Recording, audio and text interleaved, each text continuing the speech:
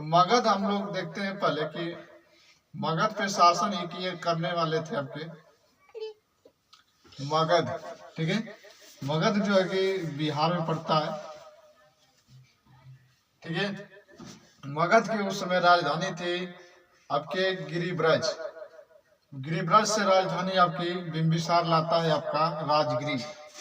ठीक है, राजगिरी लाता है आपका बिंबिसार। तो बिंबिसार में हम लोग देखते हैं मगध पे जो है कि पहले बैठेगा आपका हर्यक वंश। ठीक है, तो हर्यक वंश जो है कि हर्यक वंश, इसके बाद आपका जो है कि बैठेगा कौन सा वंश, तो यह बैठेगा शिशुनाग वंश। शिशुनाग वंश, शिशुनाग वंश सॉरी हर्यक वंश मगध पर शासन करने वाला पहला वंश था हर्यक वंश, शिशुनाग वंश, नंद वंश। ठीक है, जो है कि यह जो है कि हर्यक वंश हो गया, फिर आपका बैठेगा शिशुनाग वंश। ठीक है, शिशुनाग वंश। शिशुनाग वंश के बाद आपका आएगा जो है कि नंद वंश, नंद वंश। ठीक है, तो नंद वंश देखिए हर्यक वंश जो इसका जो समय है आपका कह सकते हैं 544 बीसी, 412 बीसी। ठीक है, यह बीसी है। देखिए इसको डेट इतिहास जो है कि इन लोगों का डेट जो है कि एक डेटा नहीं देता है। ठीक है, तो कुछ किताबों में और डेटा कुछ डाटा मिलता है, तो इसको डेट पर नहीं जाएंगे हम, क्योंकि डेट को लेकर विद्वानों में मतभेद है। ठीक है, तो इसको डेट को हम ना जाकर बस एक अनुमान लगाया जा रहा है, तो इसके हिसाब से बस इतना ही हम लोग लेकर चलते हैं। फिर आपका आएगा शिशुनाग वंश। शिशुनाग वंश का जो है कि 412 बीसी। ठीक है, 344 बीसी। ठीक है, इसके बाद आता है आपका नंद वंश। ठीक है, 344 366 बीसी। ठीक है, तो यह जो है कि हर्यक वंश 544 से 412, 412 से 444 सॉरी 344 344 से 366 आपका नंद वंश। नंद वंश का वास्तविक संस्थापक जो है कि महापदम नंद था। ठीक है, महापदम नंद था वास्तविक संस्थापक, लेकिन नंद वंश का जो है कि पहले संस्थापक था आपका। ठीक है, इसका जो है कि एक महानंदी कर आता है, वह जो है कि इस वंश का स्थापना किया था। लेकिन उसकी भी कोई एक बताया जाता है कि जो नंद था यह एक शूद्र था जो है कि महापदम नंद, वह जो है कि महानंदी का हत्या कर जो है कि नंद वंश का स्थापना करता है। और जो है कि शिशुनाग जो है कि हर्यक वंश का अंतिम संस्थापक था आपका नागदशक। ठीक है, तो नागदशक था जो है कि वह जो कि आपका उदयन का ही पुत्र था। नागदशक, अनिरुद्ध और मुंडक, अनिरुद्ध और मुंडक और आपका नागदशक की हत्या करता है। और शिशुनाग जो है कि नाग वंश का स्थापना करता है, शिशुनाग वंश। ठीक है, तो यह जो है कि देखते हैं हर्यक वंश में जो शासन करने वाले थे आपके, इसमें जो है कि 3 लोग थे। पहले आता है बिंबिसार। तो मगध का संस्थापक जो है कि बिंबिसार को ही माना जाता है। तो बिंबिसार के बाद आता है उदयन, बिंबिसार। इसके बाद आपका आएगा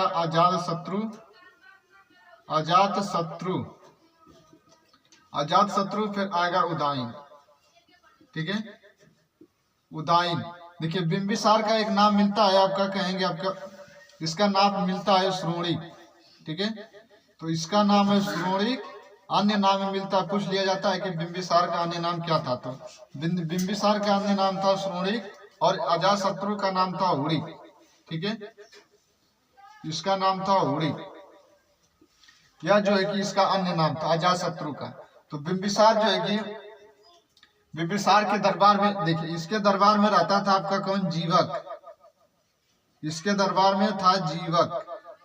ठीक है, तो हम लोगों ने जीवक को पढ़ा था। जीवक की माता का नाम था सालवती। और जो है कि बिंबिसार जो है कि यह जो है कि आपका नरेश प्रसेनजित की पुत्री से शादी किया था आपका, जो कि 3 शादियां किया था। तो हम लोगों ने इसके बारे में पढ़ लिया था। ठीक है, तो हम लोग को देखना है अजात शत्रु के बारे में। तो अजात शत्रु से प्रश्न बनता है कि अजात शत्रु के ही समय में जो है कि प्रथम बहुत संगीति का आयोजन कराया जाता है। और दूसरा हो जाएगा आपका नागवंश में, शिशु नागवंश में हो जाएगा, जो है कि आपका शिशु नागवंश हो जाता है, जो कि कालाशोक के शासन काल में दूसरी बौद्ध संगीति का आयोजन होगा। 2 ठे तो इधर हो जाएंगे और 2 ठे उधर हो जाएंगे आपके, जो मौर्य वंश में हो जाएगा आपका। ठीक है, एक अशोक के समय हो जाएगी और एक अशोक के समय हो जाएगी और एक जो है कि आपका कनिष्क के समय।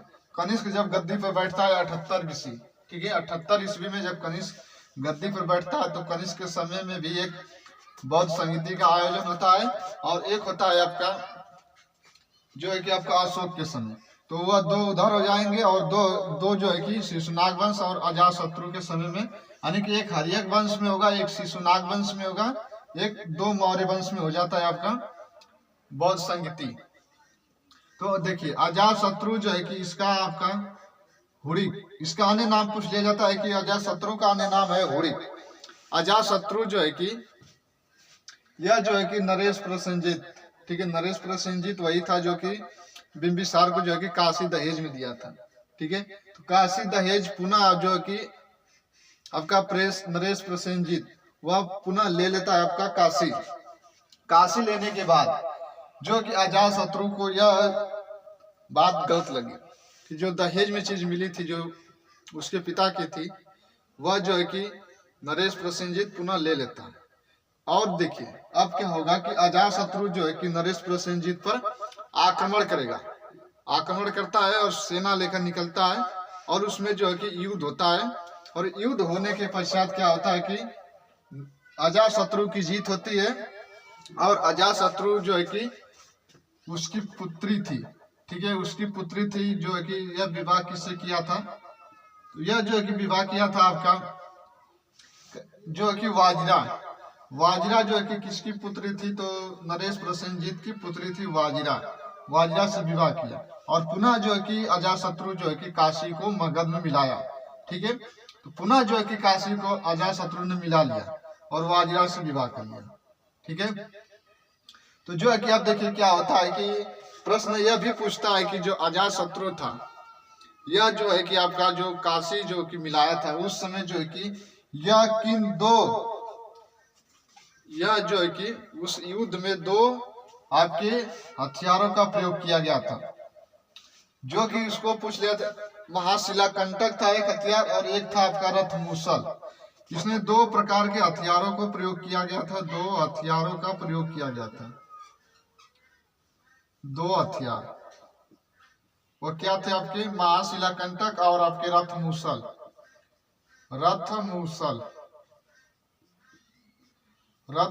और महाशिलाकंटक। ठीक है, महाशिलाकंटक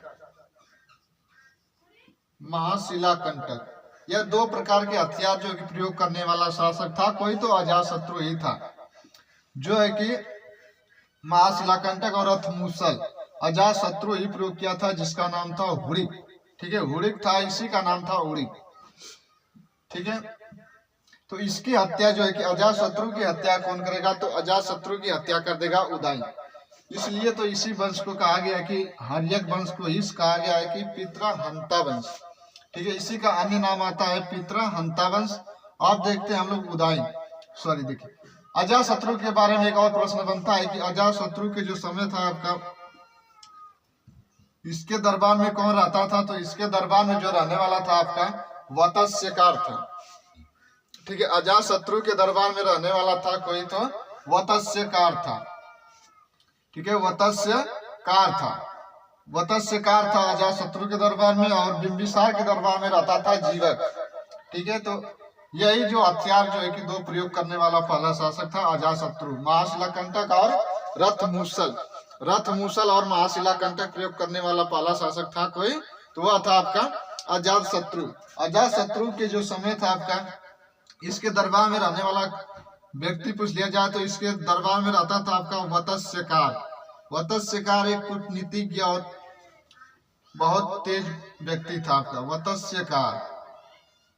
वत्स्यकार इसके दरबार में रहता था। ठीक है, किसके दरबार में रहता था वत्स्यकार? तो वत्स्यकार पूछा जाए किसके दरबार में रहता था तो अजातशत्रु के समय। ठीक है, अजातशत्रु की पत्नी थी वाजिरा, और जो कि इसके पिता से युद्ध करता है नरेश प्रसेनजीत से, और दो प्रकार के हथियारों का उपयोग करता है, रथ मूसल और महाशिला कंटक। ठीक है, तो अगला शासक देखिए, उदयन ही हत्या करेगा अजातशत्रु की, और अजातशत्रु जो हत्या करेगा आपका बिंबिसार। ठीक है, तो उदयन जो है कि देखते हैं हम लोग उदयन को। ठीक है, तो उदयन जो था कि उदयन जो है कि आपका इसके बारे में ज्यादा कुछ इतिहासकारों ने प्रमाण नहीं देते हैं। इस उदयन के 3 पुत्र थे। ठीक है, अनिरुद्ध और मुंडक। ठीक है, अनिरुद्ध, मुंडक, नागदशक, ये 3 इनके पुत्र थे। ठीक है, उदयन के 3 पुत्र थे, अनिरुद्ध और मुंडक और नागदशक। इसमें ये लोग तो गद्दी नहीं मिली, लेकिन गद्दी मिली नागदशक को। ठीक है, नागदशक को गद्दी मिली, और जो है कि यह अयोग्य व्यक्ति था। ठीक है, अयोग्य व्यक्ति था यह जो है कि, और इसी के इसका आपका कह सकते हैं कि दरबार में रहने वाला था तो कोई था शिशुनाग ही था। शिशुनाग जो है कि इसके दरबार में रहता था, और नागदशक जो है कि एक अयोग्य व्यक्ति था। इसको यह नहीं पता था कौन सा हथियार किस युद्ध में लगाया जाए, कौन सा हथियार कैसे चलाया जाता है, इसको कुछ नहीं पता था। ये जब भी हमेशा सलाह लेता था शिशुनाग वंश से, शिशुनाग से पूछता था ये कैसा हथियार है, तो कहा कि महाराज आपको नहीं पता है कैसा हथियार है, आपको नहीं पता। तो ये समझ गया कि ओहो ये ससुरा कहीं का बकलोल, यह राजा जो कि योग्य नहीं है, यह अयोग्य है।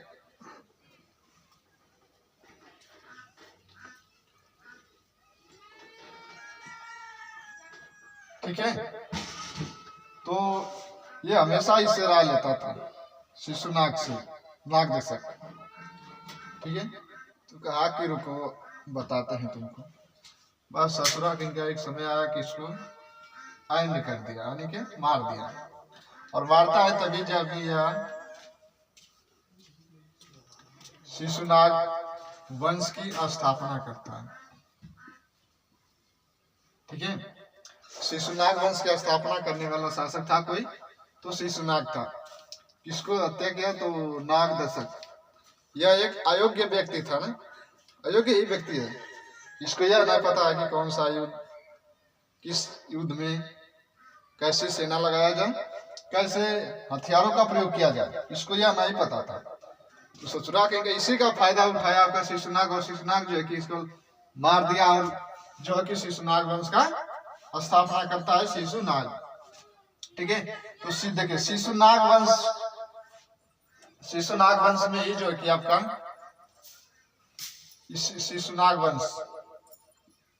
शिशुनाग वंश में एक शक्तिशाली शासक बनेगा आपका। शिशुनाग वंश का संस्थापक तो यही था शिशुनाग।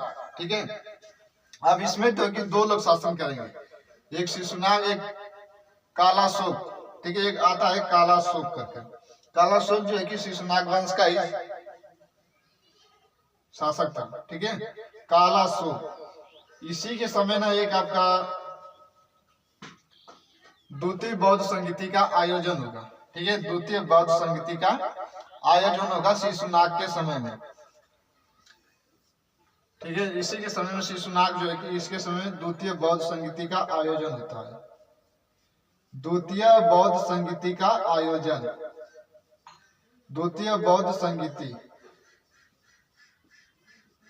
द्वितीय बौद्ध संगीति आयोजन। ठीक है, तो पूछ लिया जाता है कि द्वितीय बौद्ध संगीति के आयोजन के समय किसके समय में हुआ, तो कालाशोक के समय में। ठीक है। और प्रथम बौद्ध संगीति का आयोजन हुआ था अजात शत्रु के समय में। प्रथम बौद्ध संगीति, देखिए प्रथम बौद्ध संगीति जो है कि आपका कहेंगे हम लोग, प्रथम बौद्ध संगीति जो है कि आपका अजात शत्रु के समय हुआ था कहीं तो सप्तपर्णी गुफा में, ठीक है, सप्तपर्णी गुफा। प्रथम बौद्ध संगीति, प्रथम बौद्ध संगीति, प्रथम बौद्ध संगीति किसके समय में हुआ? तो अजात शत्रु के समय में, ठीक है। शासन अजात शत्रु का ही है, ठीक है। और जो है कि प्रथम बौद्ध संगीति जो है कि आपका कालाशोक के समय में आयोजित होती है द्वितीय बौद्ध संगीति। उस समय अध्यक्ष था आपका महाकश्यप, ठीक है, महाकश्यप अध्यक्ष बनेगा।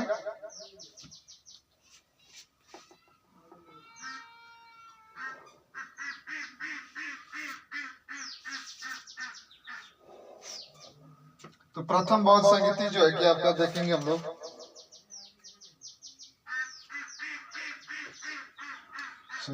प्रथम जो बौद्ध संगीति हुई थी इस समय अध्यक्ष बनेगा आपका शासक अजातशत्रु ही था, और जो कि अध्यक्ष बनेगा महाकश्यप, सॉरी ये यहाँ पर ये नहीं होगा महाकश्यप, ठीक है। अध्यक्ष यहाँ पर होगा आपका महाकश्यप, महाकश्यप अध्यक्ष था महाकश्यप। प्रथम बौद्ध संगीति जो है कि आपका सप्तपर्णी गुफा में, ठीक है, अध्यक्ष कोई था तो आपका कहेंगे महाकश्यप। शासन किसके समय में? तो अजातशत्रु के समय में। और द्वितीय बौद्ध संगीति जो है कि कालाशोक।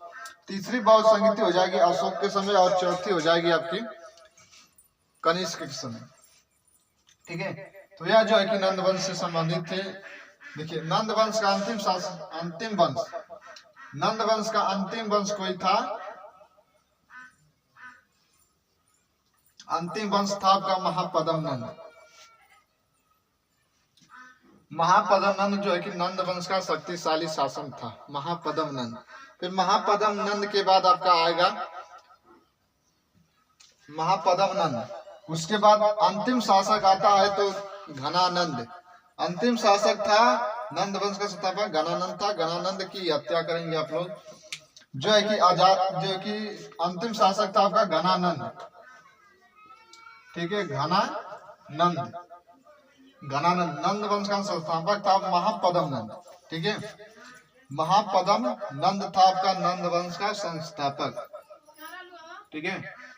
महापद्म नंद जो है कि यह जो है कि कलिंग विजय सबसे पहले किया था, सबसे पहले कलिंग विजय इसने किया था महापद्म नंद ने। और अंतिम शासक था घनानंद। घनानंद जो है कि यह भी एक था, ये अपने आप में अयोग्य व्यक्ति था, अयोग्य शासक था। और जो है कि इसके, देखिए इसी के समय में आपका ये मगध में ये, यानी कि आपका कहेंगे कि मगध, ठीक है, या राजगिरी, मगध में ही शासन करता था। तो इसी के समय में आपका जाएगा वो, क्या नाम है उसका, चंद्रगुप्त मौर्य, ठीक है, सॉरी वो चाणक्य। चाणक्य जो है कि इसी के दरबार में जाएगा अपना। चाणक्य जो है कि शिक्षा ग्रहण किया था आपका तक्षशिला का, तक्षशिला का छात्र था आपका चाणक्य। चाणक्य जब 18, 19, 20 साल का हुआ तो अपनी जीविका के लिए जो है कि वह जाता है घनानंद से, आपका मिलता है। और जो है कि घनानंद उसको लगा देता है अपने काम में। अचानक क्या होता है कि घनानंद जो है कि मगध को छोड़कर चल जाता है। चाणक्य छोड़कर चला जाता है और शपथ लेता है कि चाणक्य एक बहुत क्रोध व्यक्ति था, ठीक है, एक बहुत गुस्सा वाला व्यक्ति था वो आपका चाणक्य। तो इससे कहा कि मैं ये शपथ लेता हूं कि मैं नंद वंश का नाश कर दूंगा। चाणक्य यह शपथ लेता है कि मैं नंद वंश को समाप्त कर दूंगा, जब तक समाप्त नहीं करूंगा मैं चैन से नहीं बैठूंगा। यह हमेशा जो है कि उसके दिमाग में चलती थी अभी चाणक्य की। तो चाणक्य से भेंट करता है, आपका मुलाकात होती है चंद्रगुप्त मौर्य से। चंद्रगुप्त मौर्य से जब मुलाकात होती है तो महापद्म नंद के बारे में जो है कि आपका चाणक्य बताता है। यहाँ की स्थिति क्या थी, चाणक्य पुस्तक लिखता है आपका अर्थशास्त्र, ठीक है। अर्थशास्त्र जो है कि एक राजनीति का विषय है, न कि वह आपका इकोनॉमिक्स अर्थव्यवस्था से, ठीक है, अर्थशास्त्र।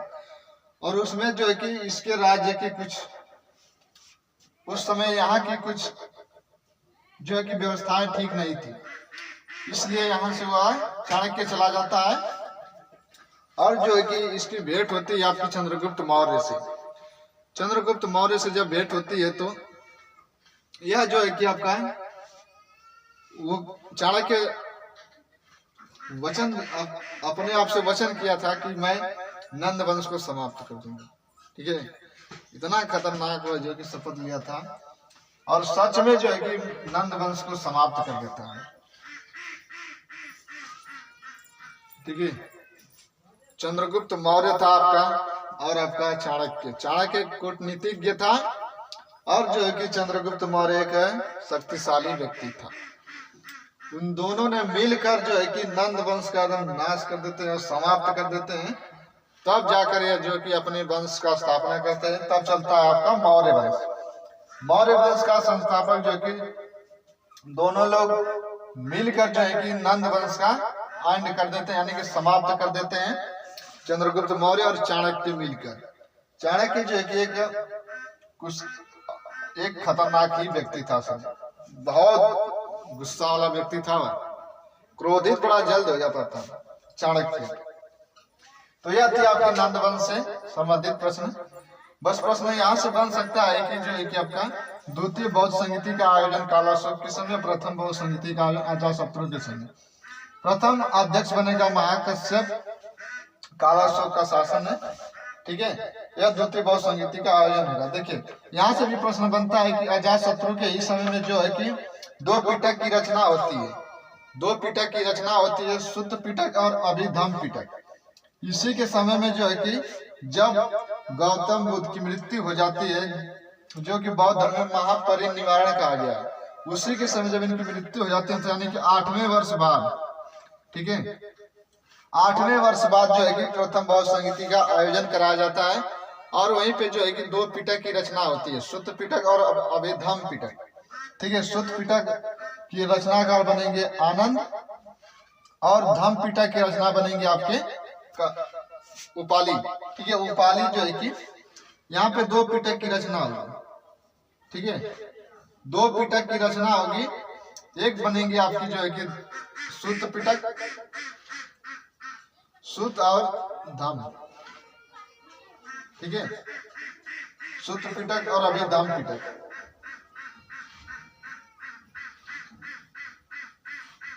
अभिधम पिटक की रचना होगी, इसके आनंद करेंगे प्रिय शिष्य, और अभिधम जो है कि उपाली। दो पिटक की रचना हो गई। तो यह जो है कि आर्यक वंश, शिशुनाग वंश, नंद वंश। नंद वंश का शासक था घनानंद, ठीक है। तो हर्यक वंश का अंतिम संस्थापक था आपका महाकश्यप,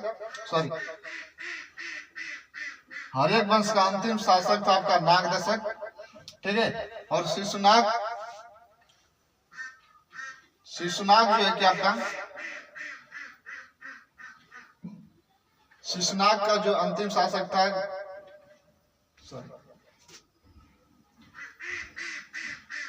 यहाँ पर नंद वंश का अंतिम शासक था घनानंद, ठीक है। शक्तिशाली था आपका महापद्म नंद, यानी कि शक्तिशाली, मगध का शक्तिशाली शासक कोई था तो यही था महापद्म नंद। महापद्म नंद शक्तिशाली था। अंतिम बनेगा आपका घनानंद, ठीक है। तो घनानंद यह अंतिम शासक था, घनानंद। यह था मगध। फिर अगले तब मिलेंगे जो है कि अगले नेक्स्ट वीडियो में। तब तक के लिए जय हिंद, जय भारत।